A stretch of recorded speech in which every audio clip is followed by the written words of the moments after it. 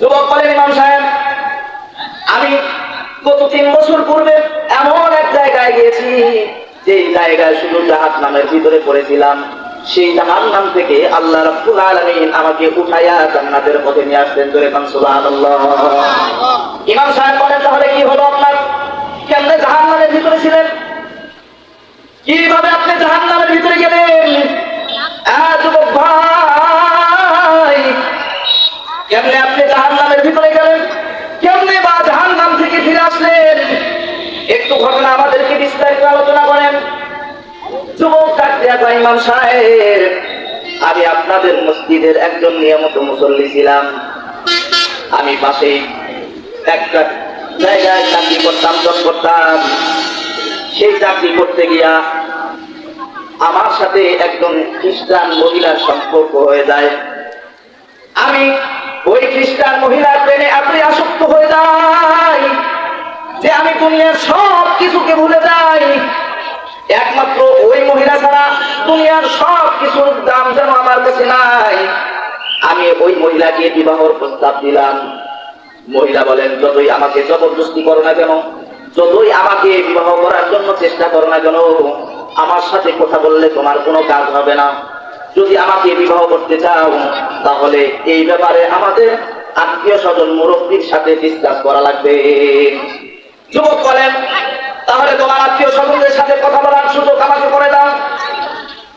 যুবক বলেন, হুজুর, একদিন ওই মহিলার আত্মীয় স্বজনরা আমার সঙ্গে বসার জন্য সম্মিলিত হলো।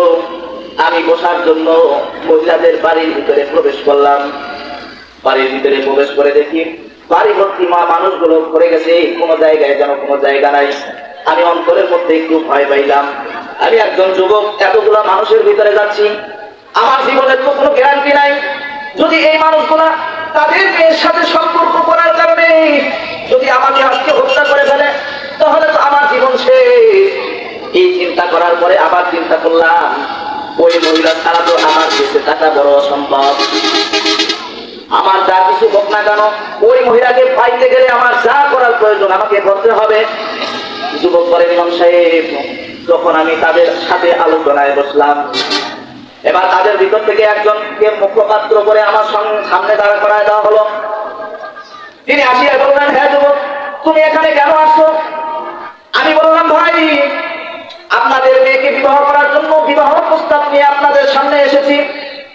তাদের আত্মীয় আমাকে জবাব দিল, তুমি কি জানো না হে যুবক, তুমি তো একজন শিক্ষিত যুবক, তুমি তো জানো বিবাহ করতে গেলে একটা প্রথম কারণ হচ্ছে উভয় জনের ধর্ম এক হতে হয়।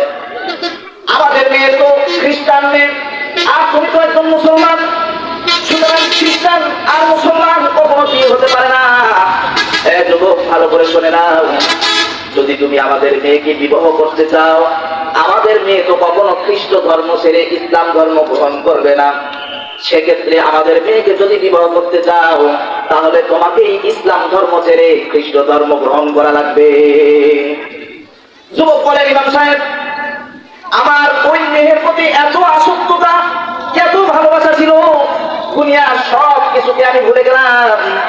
আমি যে একজন মুসলিম এই কথাও আমি ভুলে গেলাম। আমি বলে ফেললাম, এই যে আমি এখন থেকে আমার ইসলাম